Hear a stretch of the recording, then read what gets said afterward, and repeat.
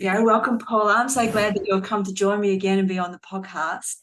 And I wanted to invite you back because for my listeners, Paula Scatoloni was, I guess, previously when we did the group discussion about integrating somatic experiencing with the SSP. And Paula was one of the co-authors on a set of guidelines that was developed with a group of other amazing practitioners. And those guidelines are really helpful to practitioners to learn a little bit more about somatic experiencing, but also for somatic experiencing practitioners of now working and embedding the safe and sound in. And there was a few things that Paula said in our discussion that just kind of just grabbed my ear. And I've been wanting to get Paula back on for a while so we can unpack that for me and then for everyone else listening as well. And Paula knows what that is when I sent her the email saying, I'd love you to come back in and just talk a little bit about some of the things you said about the relational resonance field and yeah. So I know that we're going to get there, but before we do, talk a little bit about your journey over as a practitioner and how that has evolved and developed to the work that you're doing now. Sure. Well, thank you again for having me. I love to talk about this and share the journey. So this is a pleasure. I have been a somatic experiencing practitioner since 2017. So working primarily with the body and taking advanced trainings in somatic experiencing, including touch work and other types of working with trauma or developmental wounds that are pre-verbal. So we work with the body because we don't have memory from 0 to 3 usually. And so we're working with the body. So that was sort of the doorway into starting to, I think, be able to really study consciousness and where consciousness resides, and especially those very early imprints, right? Implicit imprints from childhood. And so I was doing that work for many years and utilizing the SSP with it. I started using the SSP in 2017 as it was designed at that time, which was to use for an hour, and had used it on myself many times and clients. But my curiosity started to peak when I combined it with touch work and begin to notice the effects of working with the 0 to 3 material through touch and then combining that with the sound. So I'm just going to jump in a little bit there. And because I know listeners are going to like, what does she mean by touch work? Is that like, unpack that, because everyone's going to have a different vision in their mind about what is touch work. Yes. And so touch work in the field of trauma and somatic work, the way I'm trained by Kathy Kane and Steve Terrell, involves, it does involve utilizing the hands, but most of it is about your presence and coming in with embodied presence to begin to invite any aspects of the body, of the self, that have had to be recruited into defense because there wasn't enough presence there in the early years. So it's really working with the structures of the social engagement system in the age of 0 to 3, where it was being developed through touch. What do we do with babies? We touch them, we swaddle them, we rock them, right? Yeah. And so we're in that material, right, through utilizing presence and touch. And touch has a way of, when you bring attuned presence to the body in that way, the body knows how to self-correct. It knows like, oh, something good and resonant is here. And now I can start to release something maybe that I'm holding, or I can allow shifts that need to happen to start happening. I can allow consciousness to start to come in that may have been kept out of my awareness around relationship, around touch, around, how I feel when I'm in presence with others, right? So all that narrative that we have about relational safety, right, it gets really, you can highlight it a lot with touch work. And somatic therapists are also trained to track the body at a very nuanced level, like similar to body workers. We can track the bones, then we can track the muscles, then we can track the fascia, and we can sense into and understand many, many layers of experience. Now, Steve and Kathy's work, we tracked attachment styles. So I became an expert in understanding how attachment styles show up through touch, through conversation, through gestures, through the way you're interacting with me. And so all that becomes part of the material when someone is working with a somatically trained trauma therapist trained in touch. So it's a very specific niche. It sounds it definitely, because obviously my mind be thinking obviously from those early years of touch of being very comforting. Mums will be very much, whole-handed, sort of touching their infant, and that sort of that comforting touch. But is that the kind of touch that's coming through, or is it more like a gesture on somebody's knee or on their back, or in terms of that real sort of swaddling of a mum touching their child's face? Yes. It's like, with all that affection and connection that goes with that. Yes, I think the providers are trained to be there and show up in that way. So if someone, turned toward us, we're going to meet them and know how to meet their attachment system. But generally, we're trained to touch specific points. We work directly with the HPA axis, which is your kidney, adrenal, brainstem, and feet. So there's like a protocol that we work with to support what Steve Terrell and Kathy King call foundational regulation.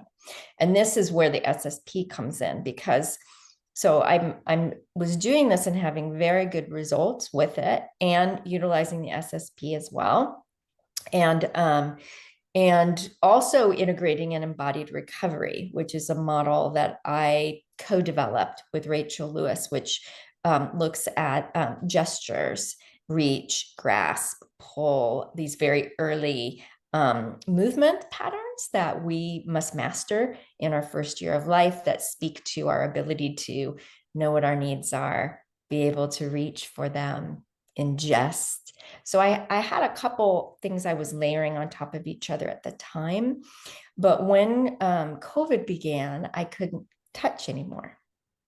And so I was left with the SSP and telehealth.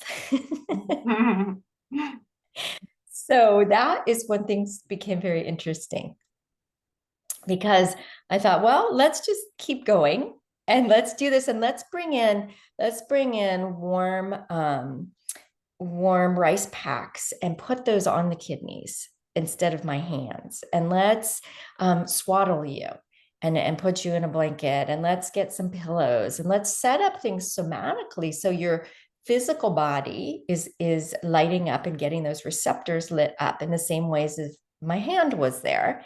And now let's put on the SSP and let's see what happens if we pair these. And I found I was getting the same results. Nice. And they were in some ways more profound, because from across the video, from my own style of how I track information, I was able to actually track more information across the computer than I was in person. That's so interesting. Because of the subtle, and that's when we talk about the resonant field and this field that's between us, right? And Thomas Hubble, who is a healing arts practitioner, he talks about it as the intersubjective space. Right? And Dan Siegel, right? And his attachment work, it's like the space between us, right? And that is there, even if we're online, if we know how to sit in embodied presence and tune into that. And so then that added another layer of, but what's happening here now? And much of the time with providers, my work is helping them to come into more embodiment, into this place that's, I would say, for no better word, into their heart. Similar to is if you're sitting next to an infant in a crib, right? Or if you're a touch therapist, you would go into that space and ground into the ground before you touch someone, right? So that you're in a place of resonance, in a place of congruence. Another way to think about it is when we have done our work to show up in a way that's neutral and loving and embodied, because our trauma's been healed, right?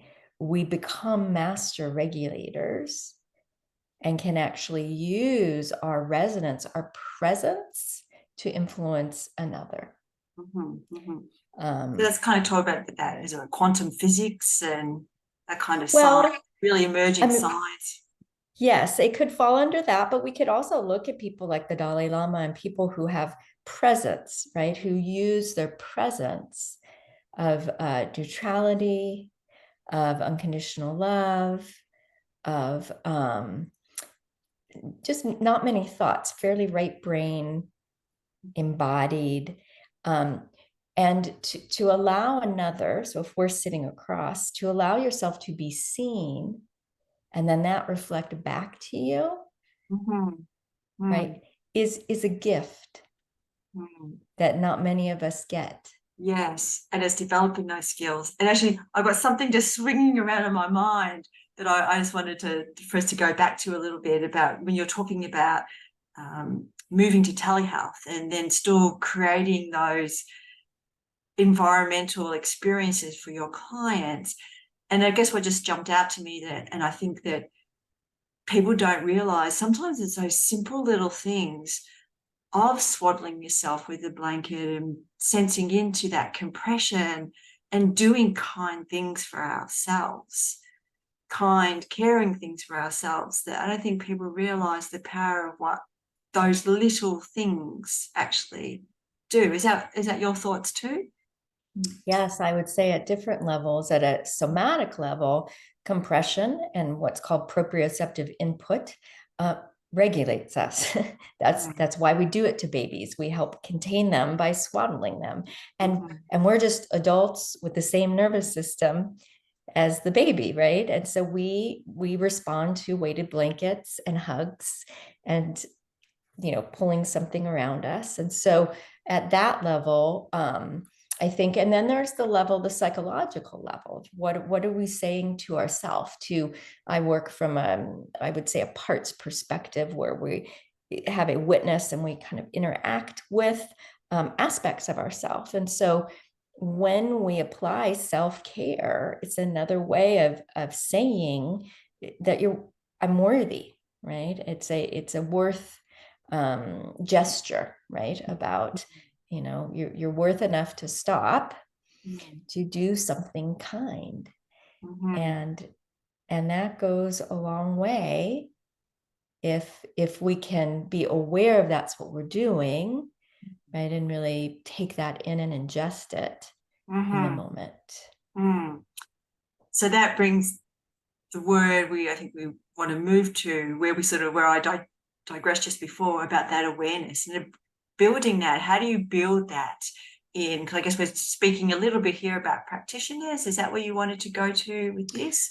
Well, originally this was for practitioners, but now I've just today launched a course for non-practitioners. Okay. So I think we're moving in a direction now where we want to learn how to generalize and teach everyone, right? How to develop the capacity to witness our triggers, our younger states, right? That might be having reactions that are based on not present moment.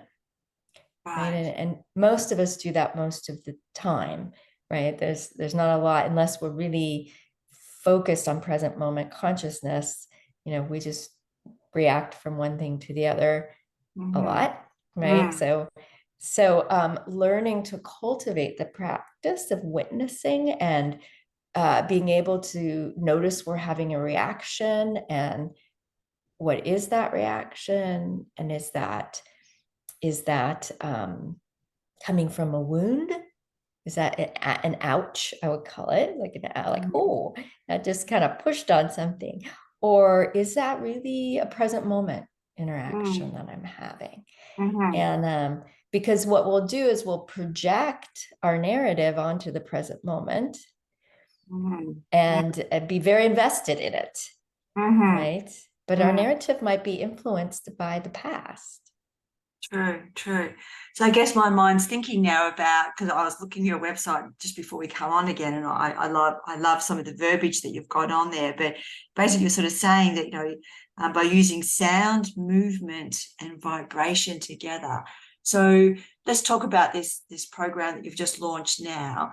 That's targeting it's not just targeting practitioners. So where are you starting? Because obviously people are going to be in a journey of building that awareness of, is a reaction from the past, or is this a reaction to another relational aspect from where do you start to help build the different layers of awareness?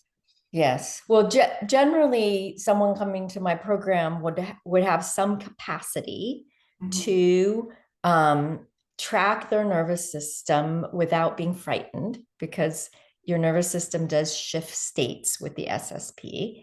And you may be closing your eyes, and it's a little psychedelic, honestly, where you may see memories pop up, and not be worried, just engage and be curious.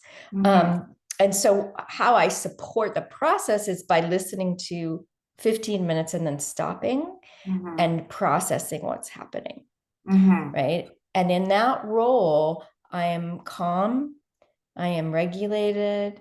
There's nothing that worries me or makes me concerned. And that's a pivotal piece for a provider, right? It's like the parent, when the child is like, do I need to be afraid of this, right? And the parent's like, no, you don't need to be afraid of that, right? That's a memory, right? Yeah.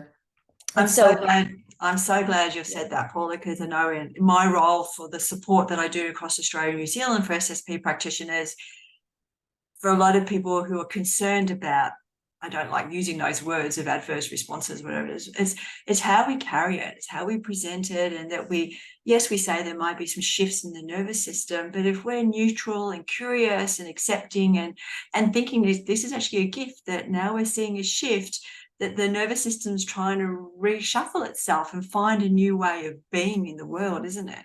Yeah. Yes. I frame it as there's enough safety and resonance, relational holding, that the material can now come up to be seen, felt, and heard. So then if we meet it and say, oh, you're here, tell me. And most of the time, all we need to do is say, I see you and I hear you. Once we've been seen and heard, the material integrates. Then that's half of the reason why the material is being held out of consciousness. Right? So if we can teach people to tolerate that, and it does involve feeling emotions, right? But most of us are emotion phobic, right? It's like we don't want to feel difficult emotion. So how do we, this is where somatic skills might come in, right? If we're feeling an emotion, what choices do you have? You can rock, you can breathe, you can bilaterally pat, you can sit and feel my presence with you while you feel it, right? That's what needed to happen the first time around, right? That didn't get to happen. And that's what we have a chance to do this time, now that the safety is there. So it is a reframe on how to use the SSP, because I do think sometimes it's marketed as a that you're always going to feel good. And that's not always what happens, right? You do at the end, but to get there, sometimes we have to be with some material. Exactly. Yeah. But that's the process. That is the process. Yes. Yes. And will you do that, because I know you run groups, so will you do that in a group setting? So how many people will you have in a group then? There will be 10 people in 10 a people. group and 2 facilitators, myself and another trained group therapist who's SSP trained, but also trained in holding space and using the model that I use. And then we listen for 15 minutes and then we break out into 5. So that when we're processing, we're in a small cohort of 5. So that keeps the relational container really nice and tight. But then the listening aspect, I'm still holding the whole space for that. And there's an aspect of group. I've been a group facilitator for 30 years of healing in group and of sharing a human experience and of having someone else say, I was really touched by what you said, or I feel the same, right? That makes it incredibly powerful, affirming, validating, and a sense of community and support that is nice one-on-one. But I think for myself, I'm being called to get out there and work in groups and get this more accessible, right, to people. So lowering the cost through the group work and helping people to connect in community. Yeah, but I think there's, when you think about, even if you want to pull in polyvagal and evolutionary biology, it's saying that we're tribal beings, that we really thrive living in a tribe and a cohesive community. So I could see like group work it does give that support and connection. Yes. If you know how to hold the space and read the energy and manage, I do have an application process too, to make sure people have, their own provider outside if they need it, or somatic tools if they need it. So I ask a lot of questions. Yes. Because otherwise we might want to start them individually. Yes. Or make sure they have some foundational, understanding before we throw them into that, right? Yeah. So it's, and that would be where my question was going next, in terms of a baseline of where participants may be at before, because as we know, there's some people who 5 minutes is it's their window in to see some change. Yes. And so the amount of work they've done up to that point will influence how much they can listen to, right? And also just their fragility of their nervous system, right? So someone with an autoimmune condition, might not be listening to 15 minutes at a time. They might be listening to 5 minutes, right? Or a little bit less. But I do keep those individuals in the group, and they just move over to Connect Classical, which was created to regulate children, right? So that tends to be a way to contain and keep them engaged in the group, but they don't have to have as much of the medication, perhaps. Yes, right. So you are giving some individualization to the listening program during it. Okay. If needed. Yeah. We check in with each person every 15 minutes to see what's happening. So you're getting the feedback right there, and you can make adjustments. So it's a 60, 90-minute session of people coming together. How does that look? It's a 2-hour group, because it does involve a landing, because the group container is probably the most important piece, right? That safety. Yes. So the landing, the checking in, how are you doing? How was your week? People share about their lives, right? Because their lives change during the process, right? Yes. Then we do 15 minutes of listening, then we process, 15 minutes of listening, process, 15 minutes. So we only do 45 total.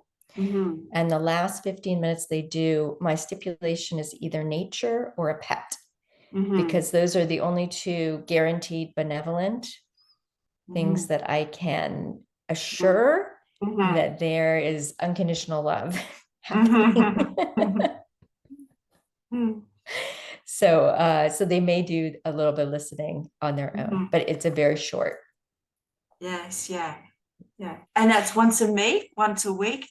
people will meet? It's once a week. It does have a companion guide I created with it so they can feel my presence and support, and going through, I would say it's a fairly deep dive into your relational system, right? And how you evolved as a being, right? And what influenced your capacity to know what you need, or to be able to speak about your needs, or how you take in support, how do you receive. So I'm asking some tough questions in the class.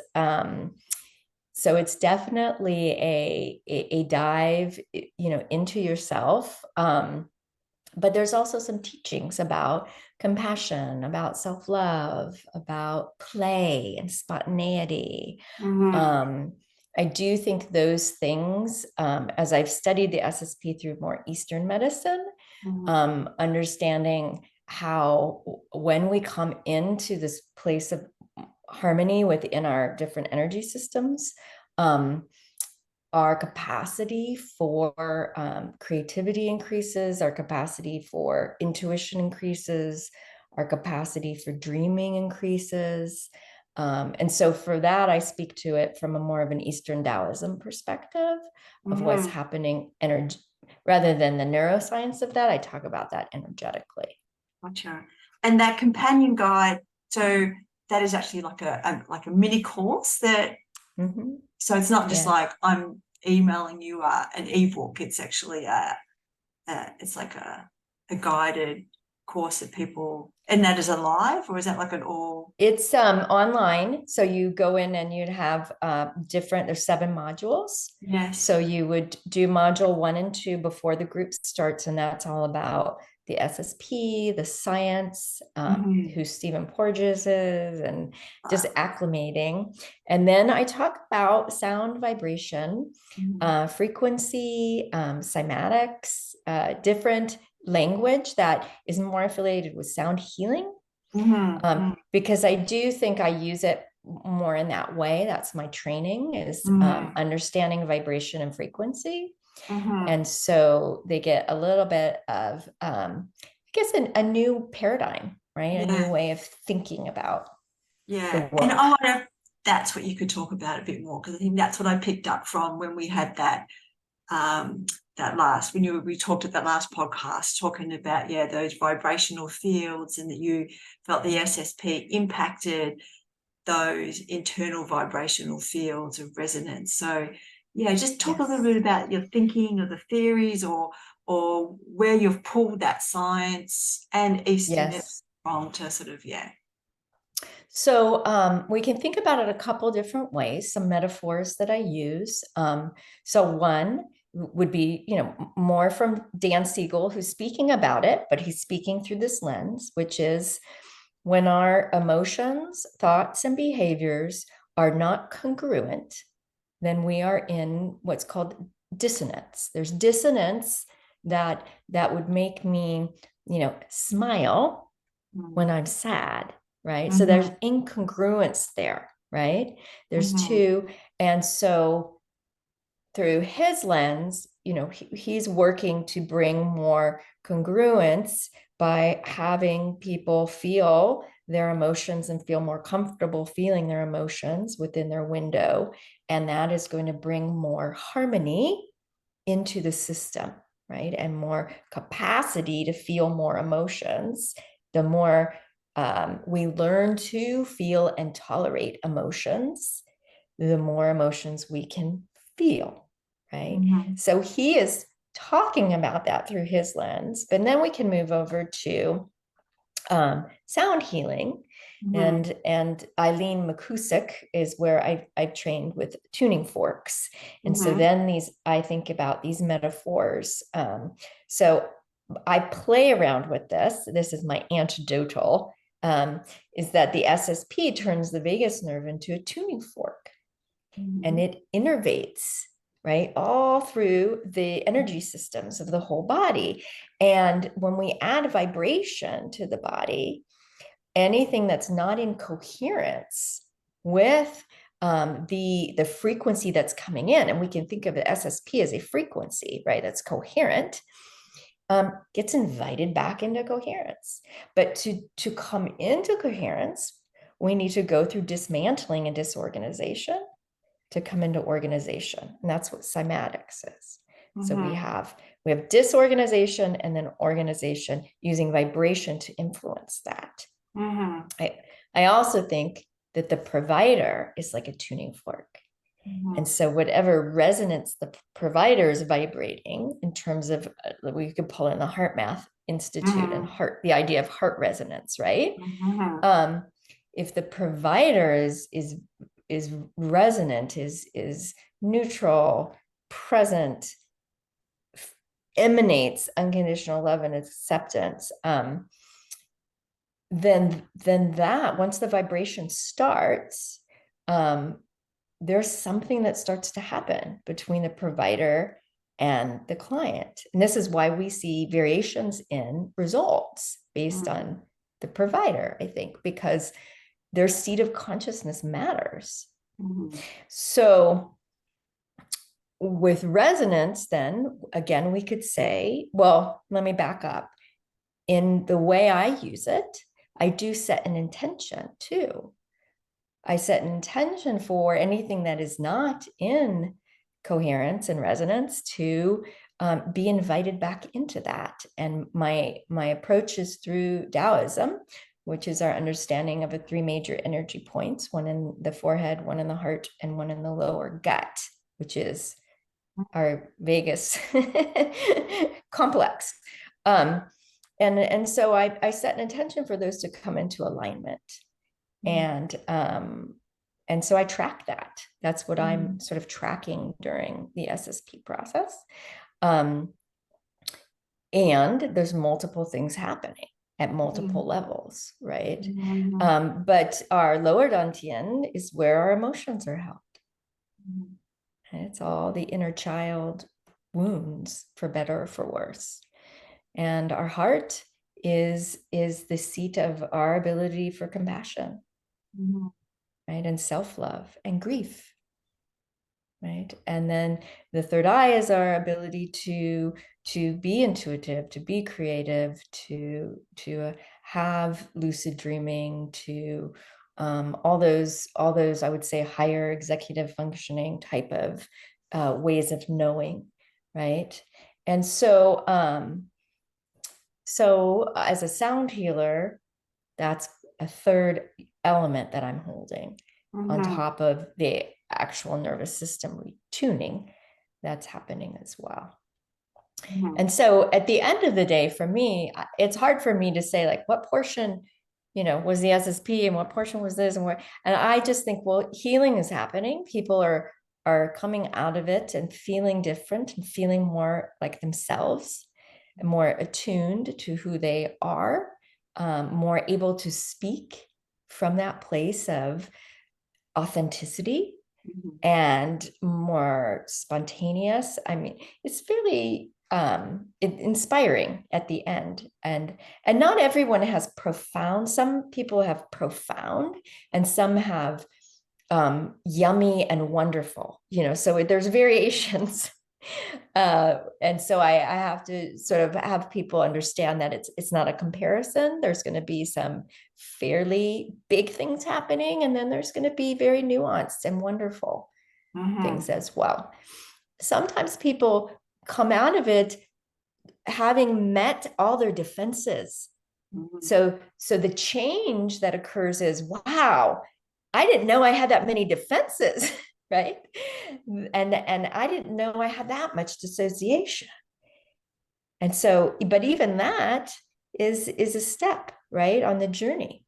Exactly. So they may do it again in a little while, and they'll have a totally different experience. Another layer of God, yeah.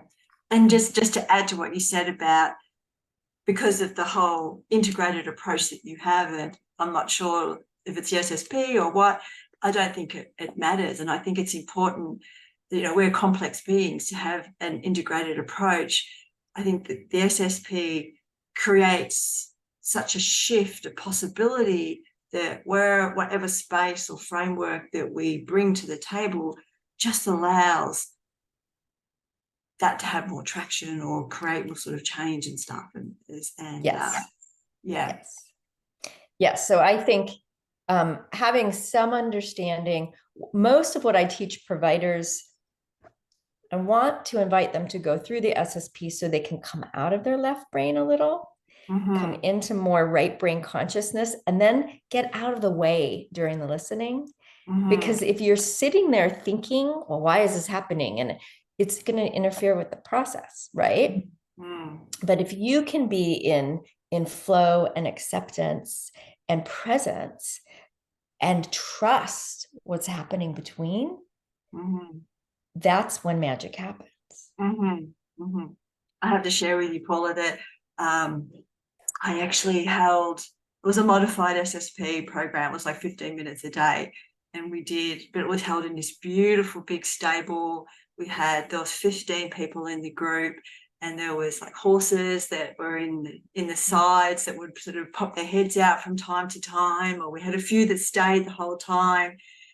But the smells, and these were equestrian, sort of some mental health practitioners. And so that was their safe space, being in that kind of environment. And it was just so, we didn't unpack a lot of other, and people were learning about polyvagal in that environment. But what people noticed with that, even with that 15 minutes of just sitting with, seeing what the SSP can shift in their nervous system, was just so, it was a real profound experience for me. And I think the environment and how you set it up really does speak to a lot of the magic that can happen. Yes.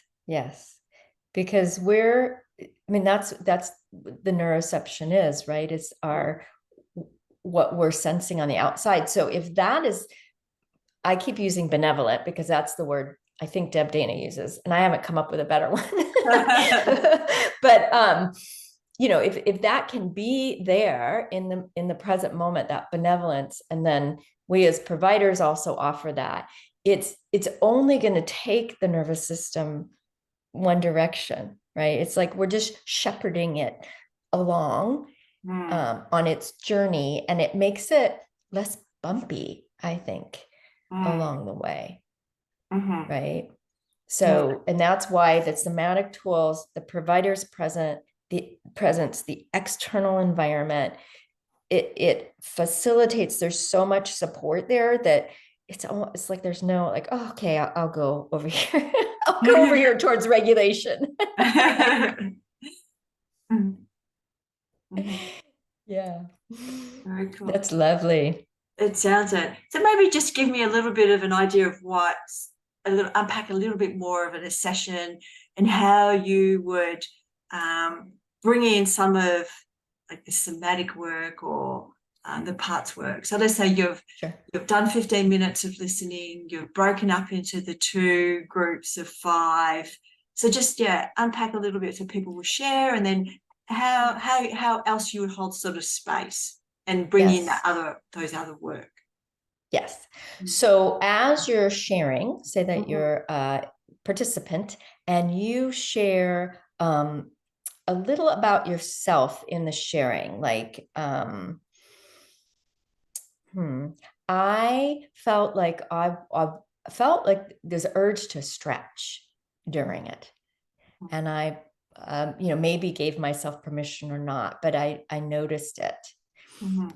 Or I felt like I was a little lost in space. Okay. The lens I'm listening through at that point is embodied recovery and my understanding of different stages and milestones that we have to go through. And so someone who is a little spacey, I start to think about their boundaries and their capacity to know where their edges are. Like, where do I begin? Where do I end? Because I do think this can induce a womb-like experience too. So I start to go way back, and someone, if they're talking about wanting to stretch, for me, that's also part of that very early development of wanting to push into, again, if we think about like being in the womb and like yielding into the womb and then wanting, and how we push with our hands and feet, right? And that whole process in the womb helped us to find ourselves, right? How do I know where I am? So then in my brain, with that background, which a lot of my co-teachers have as well, we're going to say, well, let's put a pillow above your head and at the bottom of your feet while you're listening, so that you can find where you begin and where you end. And so we just put the pillows there, but they don't have to do anything, because the pillows are going to do what they're going to do. And this is why I love somatics, right? Because it's just going to come in and support. And I may offer them, this is the parts work, I may offer them a phrase like, there's plenty of time and there's plenty of space. Because that is what babies need. They need time and space, right? To feel, to find themselves, right? It's like, oh, there's my hand. That's my other hand, right? They need time. And trauma and also, you know, other frenetic things that could be around might get in the way of that, right? So they never had a chance to actually find themselves from the inside. So I might pair the phrase with the pillows and then send them back to listen again. So that's how things get layered. And each time they report, we're listening to the experience. I would say at least half the people do have experience that could be correlated similar to holotropic breath work, where you're going to go back into the womb, or you're going to go back into that birth experience. More so the womb-likeness, yeah. So with that mindset then, if you had somebody share that, I felt like I was sliding off my chair, that I was just kind of like, I lost my awareness of, and they didn't have a history of disassociation, but I just felt like I was sliding onto the floor, that I actually had to tell my hands to hold the chair, just to sort of say that I'm still sitting in the chair. Yeah. So that might be, there's not enough there-ness from something on the outside. So we're going to have them lie on the hard floor or sit up against a wall, so they can really feel presence. And there's no denying there's something there. And have their brain, I might give them a little exercise during the listening of just keep going back and noticing the presence behind you. So I am kind of working it, trying to create some links in their neurology. They're getting some things fired in the brain around knowing that there's support, around being able to push in and feel that support, to push away something that they don't like. So if they came and shared and said, there was something I just did and I felt trapped, then I might say, like, why don't you do some pushing, some yoga, and we'll do some pushing during the read. So it just depends. So the narrative guides the somatic tools. I like that. Depending on what they share. Very cool. So now let's swatch over a little bit to working with practitioners. And I think even them to have that experience, it would sound like just such an enlightening experience for themselves. But to develop that awareness, then how I guide others. Do you shift it a little bit there? So practitioners, the ones who usually come, have some somatic background, or maybe they've been trained in embodied recovery a little bit, so they have some understanding, or they have some parts work. I'm getting a lot of practitioners who are trained in IFS. So there's a natural, I think, intuitive awareness for them of what to do, how to support. When they feel it in their own body, and this is why I want them to go through it, then it helps them to really get it and understand, oh, okay, that's why I would do that, right? And so they have an understanding. What I'll usually, if they haven't gone through the embodied recovery training with Rachel, I'll send them, if they really want to understand this, I might send them there for a deeper dive. Or to Kate Appleton, who has more of a training. For me, the focus of this is for them to have their own experience. And I want to hear about their attachment system, not their clients.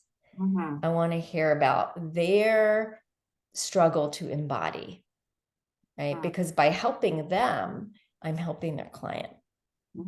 Right? And they can get the details of like what to do with these other providers that do that. But they're doing their work with me so they can become more present and available as a co-regulator for their client. Perfect. So yeah, so it's a little bit of a different, I call it experiential training for your own personal growth. Yeah. No, I think very important work. Very important work. I'm just trying to think. We've been jumping around a little bit with everything, and I was trying to think. What about any?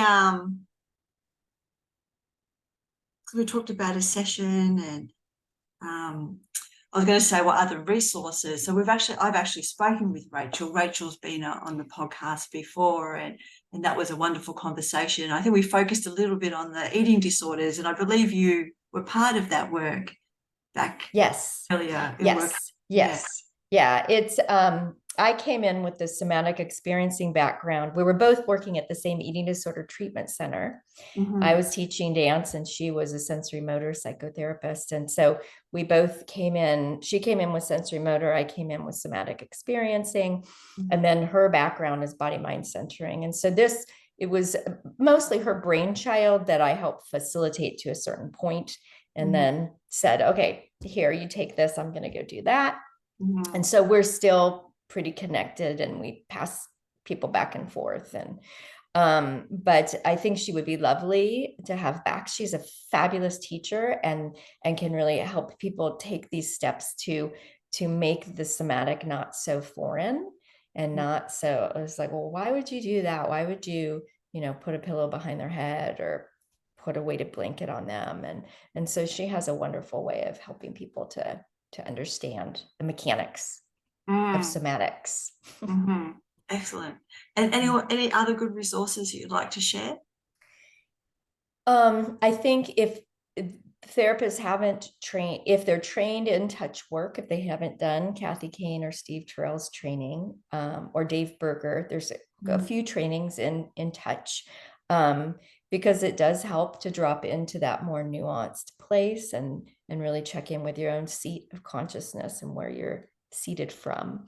But any practice that cultivates that, right? A meditation, yoga, embodied practices, right? That we're trained to be in our head and to think about our clients from there, but that's actually quite a disembodied way to engage. We're not trained to, because we've taken the relationship out of therapy or out of, being a practitioner, right? And we've all gone up here and got our book knowledge, but it's almost like they're not giving us permission to just be human, right? And so we want to bring that back. Yes, yeah. And I think that's where that touch work, that word touch, has a little bit of taboo about it, isn't it? About the boundaries of touch. So obviously the importance of the intention and everything behind it. Yes. But practices that allow providers to drop into their own bodies, right? And to be able to track that simultaneously while they're sitting across from their client. Because all that is happening, whether they're paying attention to it or not. So in your description, you talk about, so there's sound, movement, and vibration. So just talk a little bit about the movement component. So how the do you, movement. how do you Yeah. incorporate movement? Well, the movements are twofold. One aspect of it are those gestures. So the gesture of yield. So SSP, from a body-mind centering perspective, cultivates our capacity to yield. And yielding is about our sense of belonging. And so what happens during the SSP is we see all the barriers to yielding, all the defenses.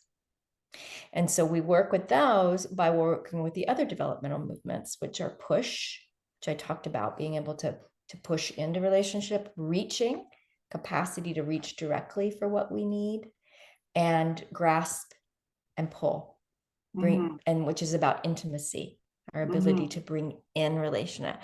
So I talk about these dynamics and teach those in the course. And then during the listening, like I might ask you to pick up something and grasp it during the listening.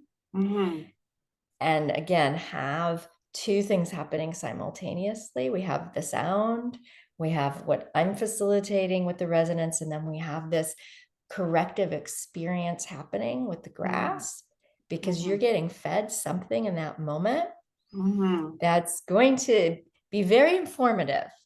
It's either going to come in and your system is like not going to know what to do with that, right? You might have a flaccid hand, you might dissociate, or it's going to resource, and there will be a sense of, oh, finally, right? So movement is used that way. I'm working with the gestures, and because I'm trained in dance and movement, using something that I trained in years and years ago and decided to pull it back in. We moved through the fluid systems of the body. I've pulled that into the course as well, because those can be correlated with, for example, yield for me is associated with the cerebral spinal fluid and this idea of expansiveness and being able to be in the unknown. And so I do some qigong in the class, and I guide them through being with movement through the cerebral spinal fluid and feeling the qualities of those fluids. And so they play with yield in different ways. You want to play with it? Do you want to do some self-reflection on it? Do you want to do some movement and think about yield? So they have choices. They don't have to engage in all of it. It's really up to the person how much they want to use, because it's a self-paced course. So there's no requirement. They don't have to finish one thing before they move to the other. Well, it sounds like a lovely compliment to people going through doing the actual like supported SSP process with you. And that SSP, so for our listeners listening in, that SSP process with you, is that like a 4 or 5 week? Is that a 5 week? It's 5 weeks of sound healing, I call it. And then it has an orientation group at the beginning and a closure session at the end. So it's 7 altogether. Yes. Lovely. So if people want to reach out to find out more about you and your work, and where's the best way, or how's the best way that people can do that? Probably through my website, paulascatoloni.com, and they can read about me and my background and contact me. I have a pretty easy access. And then I will respond back if they're interested in a group, if they have questions. They can see the other providers, because there might be someone who they also want, because we're co-leading, if they feel an affiliation or affinity with one of the other providers as well. They can look at their bio. And so the website, I think, is probably the best. Yeah. And I've been to your website, and I think it's lovely. And I think you've got a beautiful description of how you're kind of integrating those different modalities with the SSP. And I think it's a beautiful mix. And I'm loving what the work you're doing. So, and how often do you run your groups then? Is it like every 7 weeks, or do you have a couple of groups going at the same time? Or So right now we've just published the beginning of the year groups, and we have about 8 that are going to be launching, because I have about 10 assistants. That's great. So yeah, so we're really getting out there, and we'll see what the new year brings. Yeah. Well, fantastic. That's brilliant. And thank you so much for coming on and being with me again and sharing your knowledge and letting people know about this important work that you're doing. I really appreciate it. Thank you for having me. It was lovely to share. I hope you all enjoyed that conversation with Paula. It was such an interesting discussion. I am excited to share that I will be experiencing one of Paula's The Healing Power of Sound, Cultivating Body, Mind, Heart Connection through Self-Harmonics group experiences in early 2024. My plan is to podcast my experience and probably will include another discussion with Paula about my experience in the group. So please check out Paula's work. Her name again is Paula Scatoloni. Her surname is spelled Scatoloni. Take care, everyone. Bye. If you'd like to learn more about the Safe and Sound protocol in Australia and New Zealand, please contact Integrated Listening Australia. The website is integratedlistening.com.au, and for the rest of the world, please contact Unite Integrated Listening at integratedlistening.com.